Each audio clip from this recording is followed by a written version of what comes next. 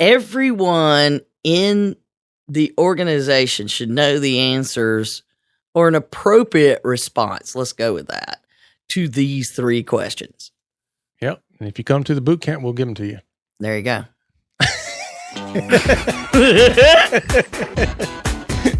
You're listening to the Help Me with HIPAA podcast, where HIPAA and humor collide to make learning fun. Your delightful hosts are Donna Grindle and David Sims. Relax. HIPAA help is on the way. Welcome to episode 388 of the Help Me with HIPAA podcast. My name is David Sims of HIPAA for MSPs, and joining me is Donna Grindle of Carden. Happy New Year. Yeah, we'll go with that.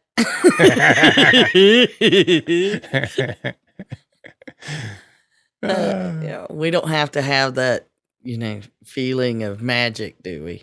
In our no. Oh, okay, good. No, that's usually gas.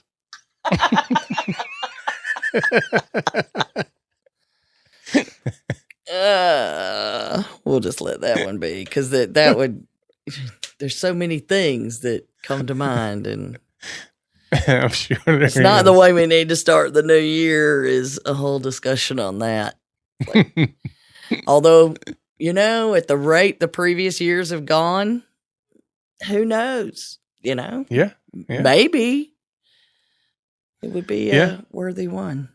Well, for at least 2 entities, I'm sure they probably felt that way when they got their OCR letters. Mm-hmm.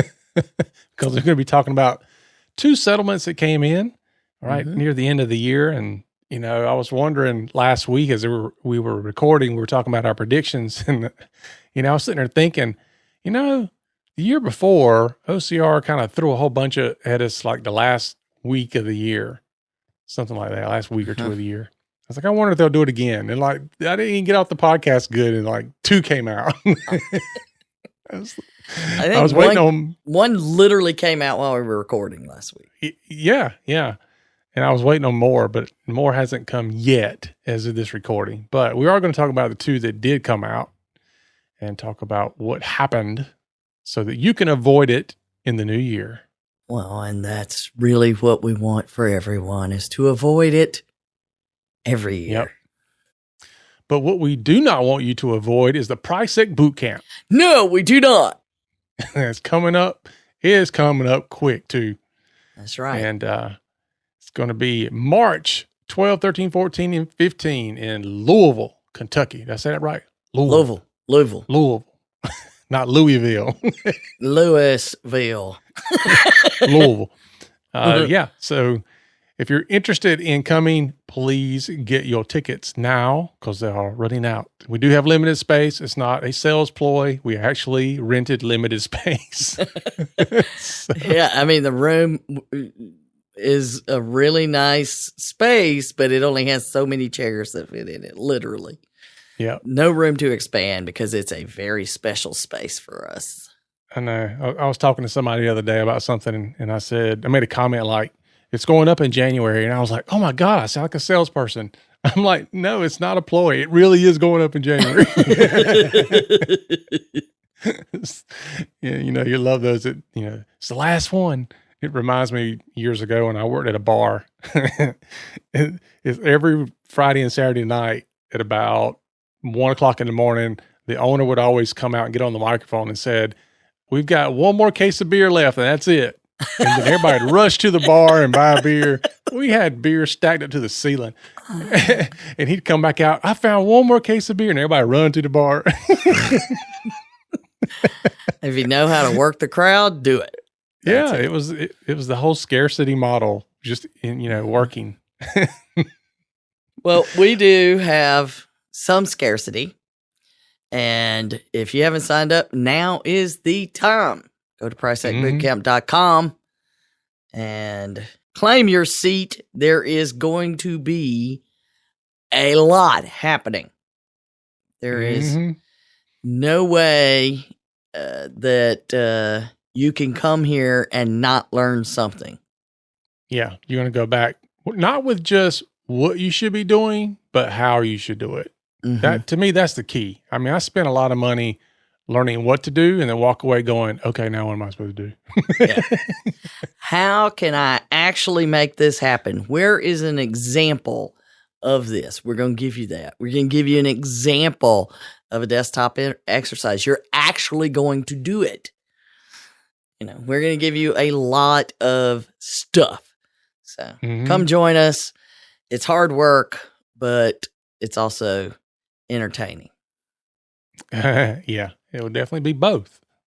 And you might have a chance of getting some bourbon while you're down there.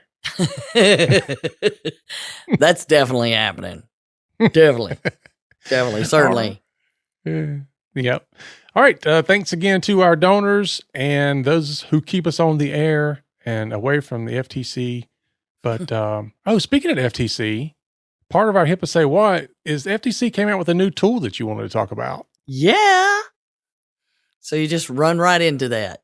How do you like that? Yeah. No break, no segue, no nothing. Boom. Oh, wow. Look. There was a fly. Squirrel.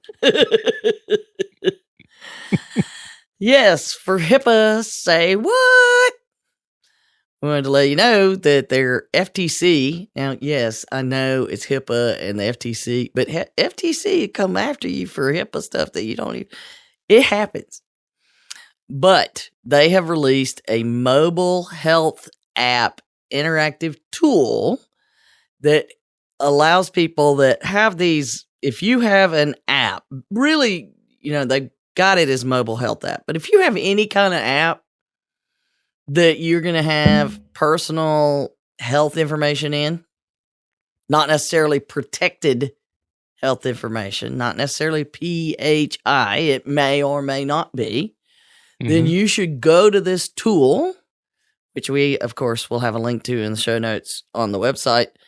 Go to the tool, and it helps you figure out which ones of the privacy and security kind of regulations would apply to your app. Cool. Takes a lot of guesswork out. Yeah, and a lot of arguing from me. I just go, look, let's don't argue about it. Let's just go to the FTC tool. I can see you now. Yeah, you do. No, I don't. Yeah, you do. No, I don't. I'm clicking right here. You go ahead and make the argument to the FTC. I'll wait. Yeah, I'm sure you will. I'll just put that right there. I'll see you later. Not only will I wait, but we'll talk about you on the podcast when it goes south. So, it's supposed to help the developers figure out what rules, but I know folks that create internal apps that they're using and they don't really think about the requirements that it has for, the internal apps for security. And too often they bring it to me to review at the end. And I get to ask so many questions that they're like, well, no, we didn't think of that. No, we didn't think of that. No, we didn't. Okay, well, see you next time. Go back to the drawing board. They have to pay your asking too late fee. It could have been could have paid your asking early fee. Yeah, the fees are all the same except for drop everything. I need you to do this right now. That gets that's a whole new fee structure. Yeah, the right now fees. Yeah, but it did include in their announcement and on the page, here's the section that, and it made me think of, hey, we have to have that on all of our documents. We have it even at the end of this podcast. Something similar to this. Ours is much more simple than this. An important caveat, it says, this tool is not offering legal advice and is provided for informational purposes only. Using this tool isn't required by federal law and can't guarantee compliance with applicable federal requirements. Instead, it's meant to give you a snapshot of potential compliance obligations and point you to educational materials and best practices for delivering safe, accurate services while safeguarding the privacy and security of consumer information. Basically, it's the same thing we say. Look, we're not lawyers. We're not giving you legal advice. And if you screw up, don't blame us. Ain't my fault. It's the ain't my fault clause. Don't call me Claw. Yeah, there you go. But it's unfortunate, but that's what we got to do. We got to put that on all of our stuff. But, Yeah. So because everybody's like, Donna told me to. Yeah, go ahead and make that argument in court. That's what you did when you were kids. Like every time you did something stupid, why'd you do that? David told me to. Mm-hmm. I was always the one that, Donna told me to do it. I always got in trouble because, they would take one look at me and know I did tell them to do it. Yeah. But I was into sales and charm back then. My mother said she actually saw me convince my younger sister to trade like a truck or something she was playing with for a freaking sweater because it's the first thing I found. I got a BB gun for Christmas one year and convinced my sister to hold a wooden match in her hand and let me stand back 20 feet and try to strike it by shooting the match. Needless to say, shot her finger. Now, I had my finger shot with a BB before, but that's because I was doing a physics test. That's what this was. It was physics. I had a theory that if you could get the BB to hit the slide, it would actually slow it down, and physics says that's true. But when you shoot the BB, if it hits the slide, it will ricochet. Also a physics thing that apparently I had not absorbed at that point. Yeah. This is the same type of physics you learn in billiards. That's physics and geometry. All right, so let's get on to our 2 more OCR settlements to close out the year. We're recording this. They could have thrown some more at us. We've now learned that. Since it happens almost every time we record, it feels like these days. Yep. So alrighty. We got 2 really good ones, but then again, not. Yeah, it's not it's not anything new. We've talked about these things in the past, like don't do this, and yet people are still doing it. Well, it's simple things like having a social media policy. And following it? Well, just having it in the first place. Do you know how many people say, well, HIPAA doesn't say I need one of those? No. I guess it doesn't. You go ahead and go on without it. So, it's one of our many policies that people argue about, that you just have too many. Well, here you go. So this is our first up. What? Guess what? It's a dental practice, David. No, not another one. I have to say, though, I'm glad that the dental practices are getting the attention that they deserve. That's a good statement. That's a fair statement. Because we all know, and we've talked about it, it's well known amongst the technical people anyway, that they tend to not be as interested in these things. Let's just say they're hippa smippa-ish. But anyway, we've got plenty of cases. I mean, I even argue with my own dentist, which is funny. Yeah, with their mouth open. Just like, I don't care. You go ahead. It's still a problem. Have you ever tried to say HIPAA with your mouth open? Okay, moving on. So somebody's doing it in their car right now. Somebody's doing it.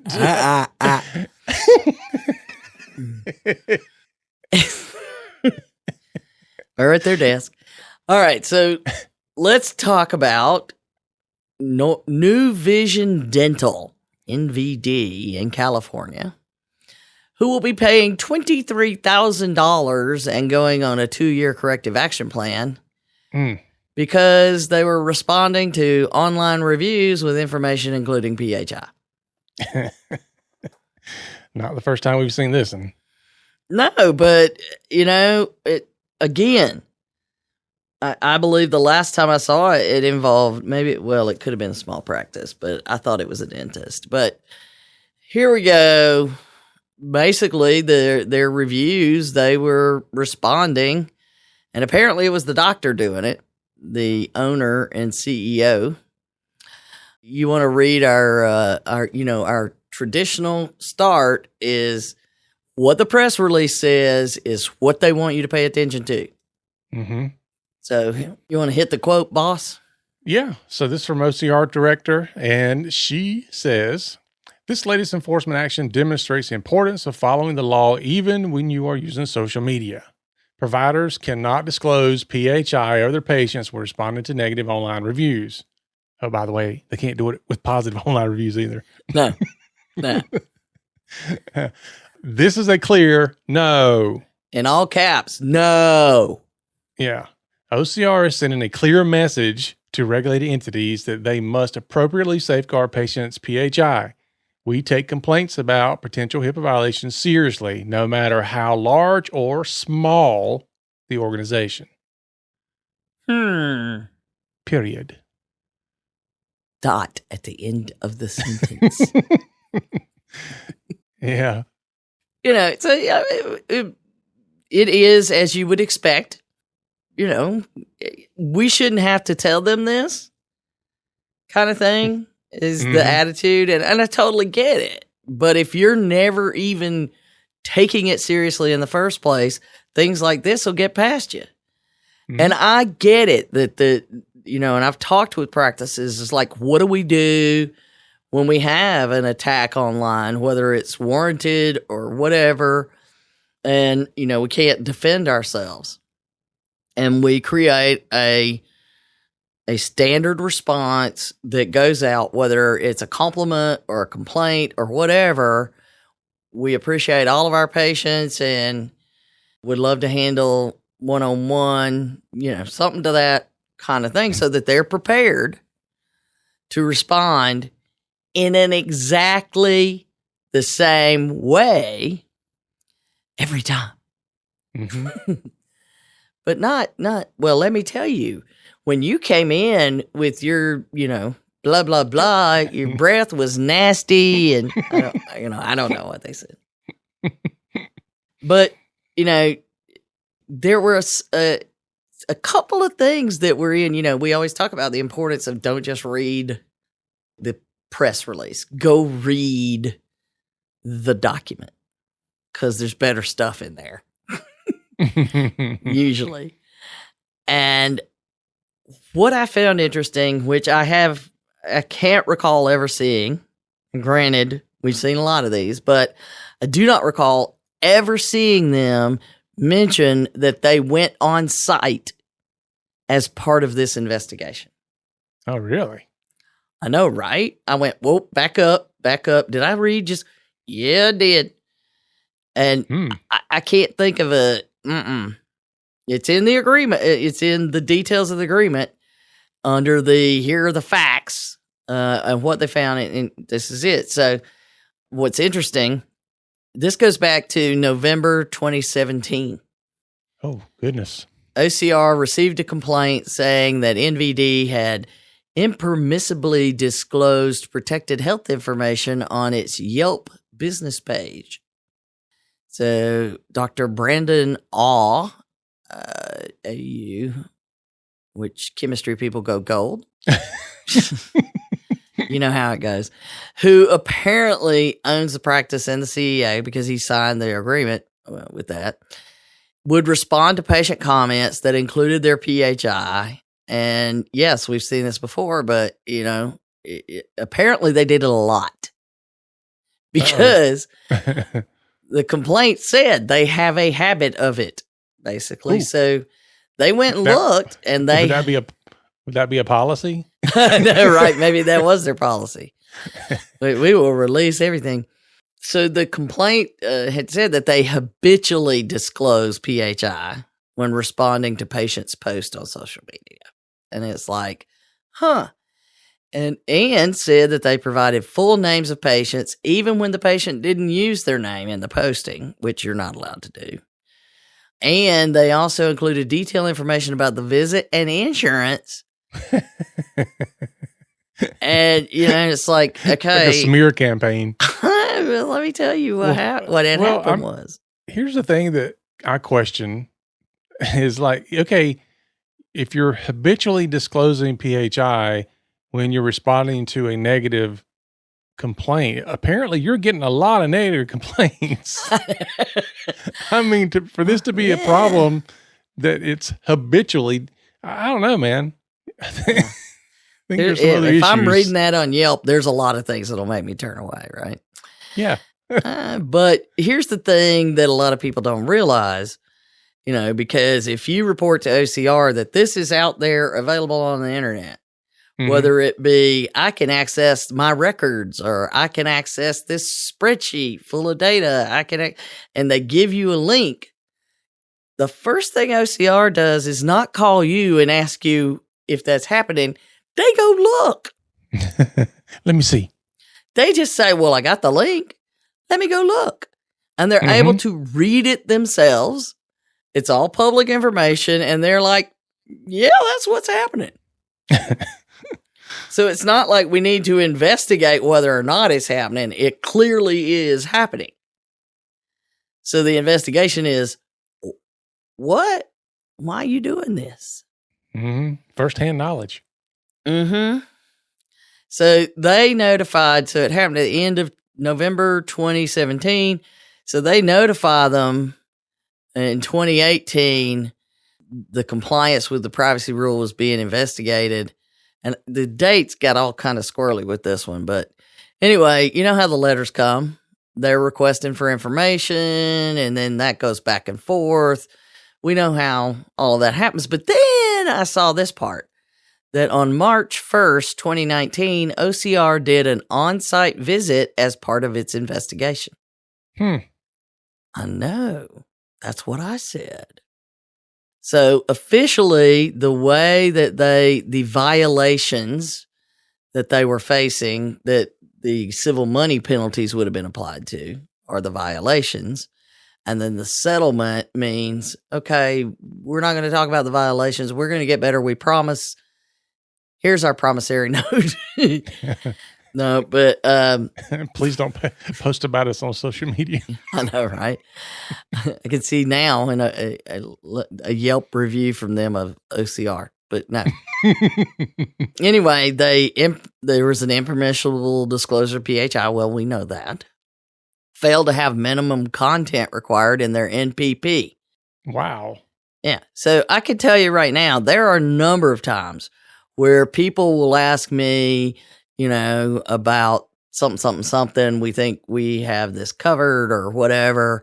First thing I do is go look at their MPP on their website and see if it has all the elements it's supposed to have. And more importantly, can I freaking find it? Yeah. Because it's supposed to be easy to find. And it, often is not. And then it has to have specific content. Well, I mean, most of the ones I see are the exact example that was put out a few years ago, with the little multicolored folders on it and all that. Yeah. And that one doesn't even have all the content it's supposed to have, but but it usually still has, inner practice name here. Yeah. On it as well. So. Yeah. And the little block. Yeah. Yep. Yeah. Mm-hmm. Yep. Yeah. So, in the CAP, there's a lot of the normal develop the policies and procedures for the privacy rule training. You got limited time frames. And then I saw the last item underneath the section that said the minimum content that must be in their policies and procedures. And I thought, that's interesting. Note to self.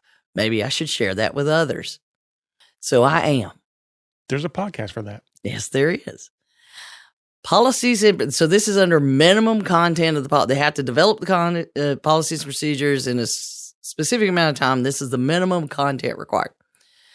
Policies and procedures to comply with the breach notification rule. Remember, we're all about the privacy rule in this one. Everything had been about the privacy rule, and all of a sudden, breach notification rule, because technically, those are all requiring a breach notification. I'm notifying you on Yelp that you've been breached. No. Including NVD's internal reporting procedures, which will require all workforce members to report to the designated person or office at the earliest possible time any potential violations of the privacy, security, or breach notification rules or of NVD's privacy and security policies and procedures.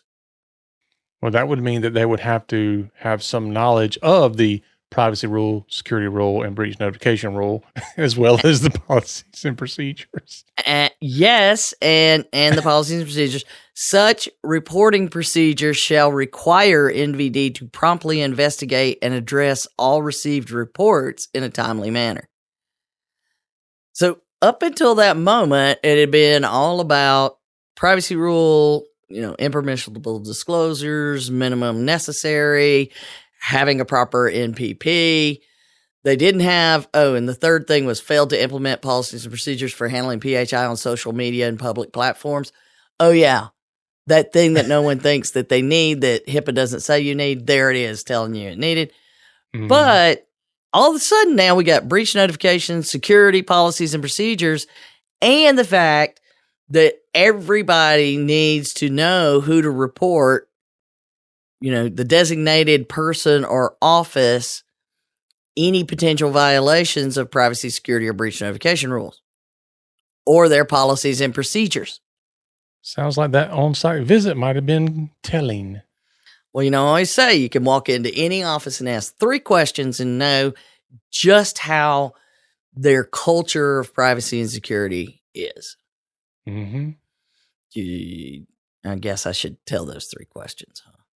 Who's your IT company? How much do you pay for telephone service? No, I'm just kidding. No, I mean, it is. What's in your wallet? What's in your wallet? Everyone in the organization should know the answers or an appropriate response. Let's go with that to these 3 questions. Yep. And if you come to the boot camp, we'll give them to you. There you go.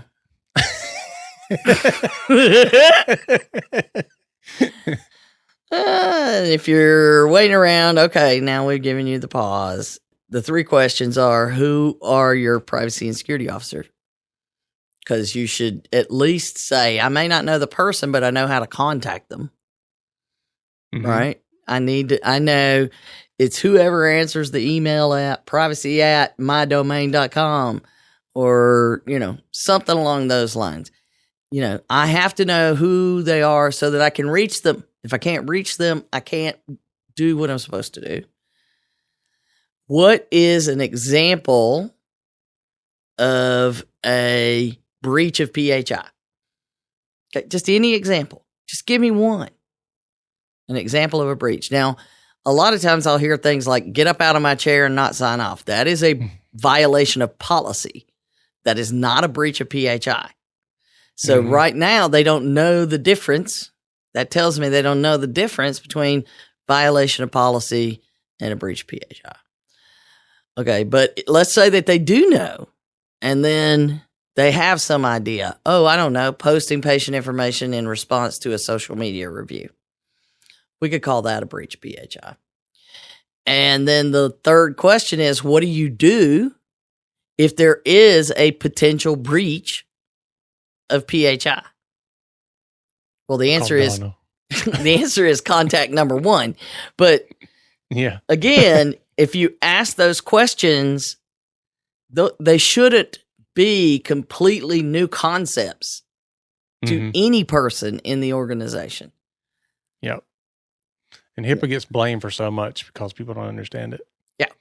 Yeah. I had one of my employees this week said, I've got to take off 30 minutes early to drive to the doctor's office to sign a piece of paper that they didn't have me sign when I was there. And he said, I think it's that HIPAA thing they make you sign. And I said, just tell them to email it to you. He said, I did. And they said they couldn't do it. It was a HIPAA violation. And I was like, oh my gosh. And technically he has the right not to sign it. Yeah.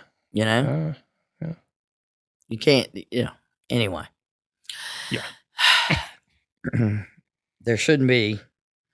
I mean, there are a very minute number of things, very, very narrow area where that should have happened. But it's not out of the question. So I found that thing very, very interesting, how everything was tied together in there. Because so often you see cases where, well, all I'm going to focus on are the things that are in here. And that was like a giant catch-all. But it led you into it thinking you're talking about breach notification. And then as you really read it, no, I'm talking about making sure I have policies and procedures that everybody understands for HIPAA privacy, security, and breach notification. So that was number one. And it, is the biggest deal because the second one they announced was number 42 in the Right of Access Initiative. 42nd case. If you haven't been paying attention, I don't know what else to do. Yeah. It's like you just want to walk in the door and say, you've had 41 times that you've been told. Or as my mom used to say, for the 40-11th time. It's true. 40-11. For the 87th time. I don't know why that Carla's 87. Everything's 87. I need 87 of them. Anyway, this is a primary care group called Health Specialists of Central Florida. Because we can't talk about one of these and nothing is tied to the Southeast. And this one is, instead, the previous one was $23,000 and a 2-year cap. This one's $20,000 and a 2-year cap. All righty. It's the same thing where they asked for their deceased father's records and made multiple requests, never did get them. And then once OCR contacts the office, like magic, they show up. But, it was 5 months after the initial thing. And again, but you want to hit Melanie Rainier. I'm never going to get that right, but it's easier than the other one. Yeah. Anyway, her quote. Sure. So OCR Director Melanie, she says, the right of patients to access their health information is one of the cornerstones of HIPAA and one that OCR takes seriously. We will continue to ensure that healthcare providers and health plans take this right seriously and follow the law. Today's announcement speaks to the importance of accessing information and regulated entities taking steps to implement procedures and workforce training to ensure that they are doing all they can to help patient access. Basically, they're like, we are.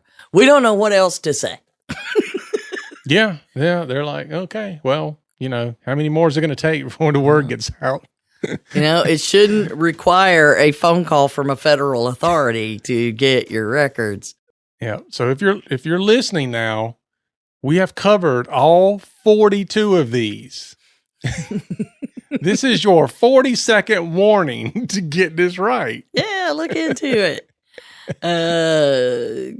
But really, I mean, we've been spreading that news that it requires really for you to go through, check your policies and procedures, check what you're charging, check what your turnaround time is, check if you've got a vendor handling it, check what the vendor's doing. That is what you should be doing. And then audit some cases for like pick a week or whatever, randomly pull files and see how it went. But they did. The settlement document, I did see this and it reiterated that this is a settlement instead of, the difference between people often say, well, I got fined. Not if you do a settlement. If you do a settlement, it's not a fine. And then there was a section in there, in consideration of the parties' interest in avoiding the uncertainty, burden, and expense of formal proceedings, the parties agreed to resolve this matter according to the terms and conditions set out below. So it's just an opportunity to reiterate, this is not a fine. This is settlement with the federal government to prevent from paying a fine. Mm-hmm. So just so you know. And then there was another specific note in there, in their cap. Just because, we say you should review your policies and procedures every year, and we help people build a plan. I'm going to review X number of procedures every month so that they're constantly, getting the reviews done, but more importantly, evaluating their program, but without doing it in a giant project, the one bite at a time approach. Yep. What do I see but confirmation of that recommendation? It's always a proud moment. The covered entity shall assess, update, and revise as necessary the policies and procedures at least annually or as needed. Yep. Which means it may be more frequently than annually. But at least annually. Yep. Not. So there's your answer. Not. Does anybody know where the policies and procedures are? Uh-huh. We haven't had to make any changes. But have you reviewed them? Well, no, because we didn't need to make any change. Okay. It's all the same. We flipped through it. It looked good. Yeah. Yeah, we felt good about it. It was all okay. I mean, at least dust it off annually. Yeah, it's like when they pull the 3-ring binder that kind of creaks because it's so new, it hasn't been opened, and moths fly out and there's dust on it. It's that. Those kind of policies and procedures are the problem. And so often we're trying to explain it literally is a regular issue that people don't get. You don't just buy the templates and fill in your name and you've done the paperwork. Mm-hmm. It is not a paperwork thing. It is a thing that makes sure everybody's following the same plan, the same rules, and all the steps that need to be taken are taken every single time. That's what it's all about. And this is how you're going to run your business. This is the culture of compliance within your organization. Well, we call it the culture of privacy and security. There you go. It's not, it doesn't create such a negative response as compliance does. Culture of PriceSec. There you go. That's it.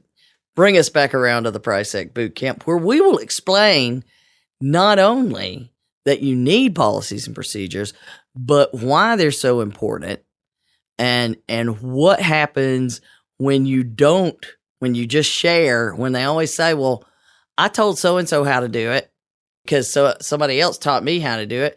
And, that one-on-one thing we find is way better than having it written down on paper. Yeah, we'll fix that discussion. But it is a key piece where we'll actually explain, how do you go through this? And everybody focuses on what does the document say? And the Cardin way is to focus on not, I need a template so I know what to put in here. It is on what is the business decision that needs to be made? What are my options for each of these required elements? And there are tons of areas I want to solve. Why do we have to create all these forms? I would love to not have to create a paper form. However, everybody uses a different system. So how else can we do it? There's a lot of problems to solve. Mm-hmm. But it's working together to solve the problems, not ignoring the problems, is a big piece of what we do at the PriceSec Bootcamp. It's just like when I have a new thing where my new presentation I've been doing is everybody's on the cybersecurity team. It takes all of us, Mm-hmm. And I'm in a room full of non-technical people saying, you are on the team.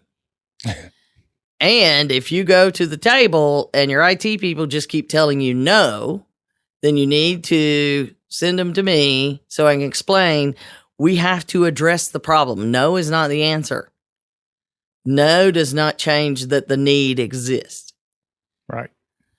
So that's where the policy and procedure discussions are.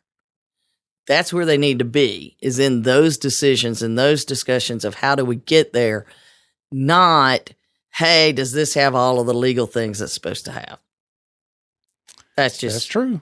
That's it. It is what it is, and that's not going to change. Yep. So you better learn it now. So head on over to the PracticeSetBootcamp.com to learn more, get your tickets, and be educated like the rest of us. And welcome to 2023. Yeah. Welcome. Here it comes. As we prepare for the winter storm. All right, folks, that's our show for today. Thanks for listening. Be sure to share us out with all your friends. And if you don't have any friends, then just share it. If you don't have any friends, reach out to us. We'll be your friend today. Not tomorrow, but today. It's like free beer tomorrow. Yeah. Gladly pay you Tuesday for a hamburger today. All right. For Don and myself, remember, the HIPAA is not about compliance. It's about patient care. You've been listening to the Help Me with HIPAA podcast, hosted by Donna Grindle and David Sims. The show created to help you with HIPAA. For more information or to ask us a question, visit our website at helpmewithhipaa.com. Neither Donna Grindle or David Sims are attorneys, and they do not offer binding legal advice concerning regulatory compliance. The information in this podcast should not be relied upon or construed as legal advice in any way. Consult your attorney for legal advice concerning compliance with HIPAA regulations.